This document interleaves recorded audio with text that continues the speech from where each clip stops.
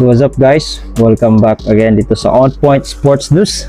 So pag-usapan naman natin ngayon itong nangyari sa career ni Dalton Knecht o dun sa ginawa ng Los Angeles Lakers management dito sa kanilang 2024 first round pick, si Dalton Knecht. Si Dalton Knecht kasi ay inilagay ng Lakers sa kanilang developmental team sa G League na South Bay Lakers.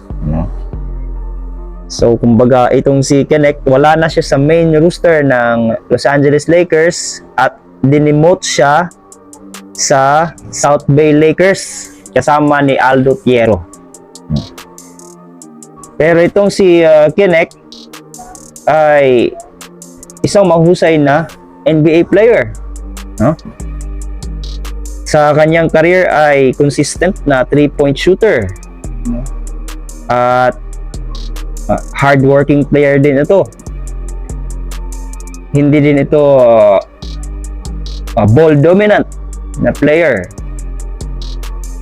Nung rookie year niya, maganda yung kanyang ipinakita. Kung maaalala nyo, para siyang si Austin Reeves kung maglaro.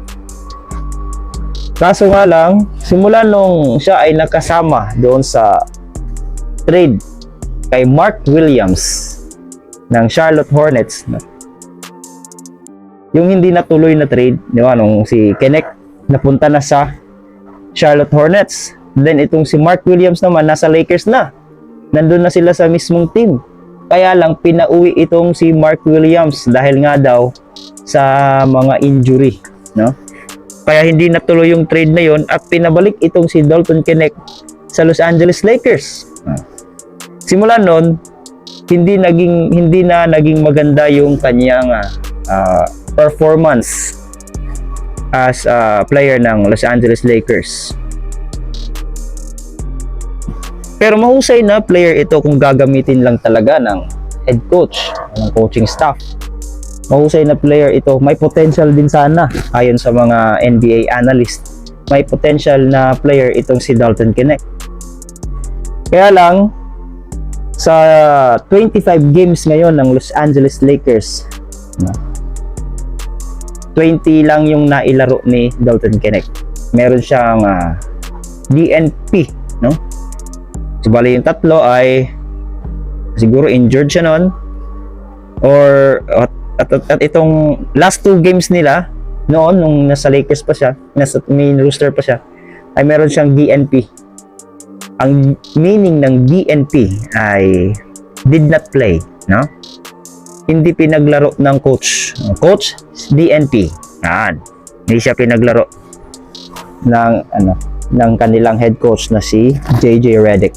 At after noon ay dinemote na siya sa South Bay Lakers. Ang ipinagtataka ng marami ay bakit itong si Dalton Knecht na mahusay na player ay dinemote sa South Bay Lakers samantalang yung anak ni LeBron na si Bronny James Jr., o LeBron James Jr., known as Bronny James, sumikat na player hindi dahil magaling kundi dahil anak ni LeBron. Bakit itong si Dalton Knecht mahusay na player pero dinemote papunta sa G League samantalang itong si Bronny James ay nasa main roster pa rin? Yun ay pinagtataka ng marami, guys. Pero itong si Bronny James naglalaro pa rin naman sa G League, sa South Bay Lakers, pero kasama siya sa main roster ng Los Angeles Lakers. At alam nyo, nung naglaro itong South Bay Lakers kontra sa San Diego ba yun? Ay naging maganda ang performance ni Dalton Knecht. Maging nung kasama niyang isinend off sa G League na si Aldo Thiero, yung rookie. Maganda din yung ipinakita. Bali sila tatlo ni Bronny James. Kaya lang itong si Bronny James, hindi maiwasan na ipagkumpara itong dalawa. Dahil itong si Bronny James ay second round pick noong 2024 NBA draft. Second round pick siya. Tapos itong si Knecht, first round pick. Yung first round pick nilagay sa G League. Yung second round pick na natili sa main roster. Nung naglaro itong South Bay Lakers, no, sa debut ni Kinect, no? First game ni Kinect as a G League player, umiscore agad ito ng 30 points, no? Na may kasamang 5 rebounds at 5 assists. Samantalang itong si Bronny James, G League yun, ha? Hindi ganun, hindi magaling, pero kung ikukumpara mo yung mga player ng G League sa NBA player talaga, yung main team, ay mas magaling yung nasa main team ng mga team ng NBA. Pero itong si Bronny James sa G League hindi umiscore, no? Itlog, 0 points lang si Bronny James. Samantalang itong si Dalton Kinect ay nagtala ng 30 points, 5 rebounds at 5 assists. Yung rookie naman na si Aldo Tierro ay 14 points. Tapos ito namang si Bronny James, 0 points. So nakita tuloy yung pagkakamali ng Lakers. At itong si Bronny James naman, yung pangalawang game ni Dalton Kinect sa G League, umiscore ito ng 25 points na naman. Si Bronny James, 8 points lang, no? So makikita nyo sino sa dalawa yung mas magaling.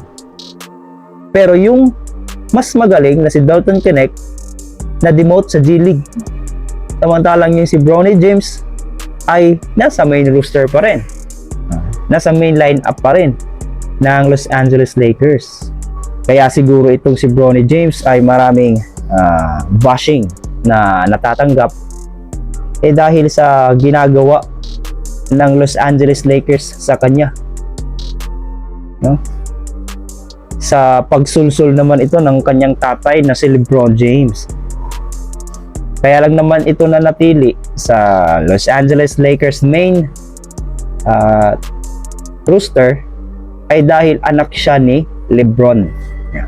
Kaya nga yung team ng Lakers ngayon ay hindi maganda yung performance dahil sa mga pinaggagawa nitong si LeBron James.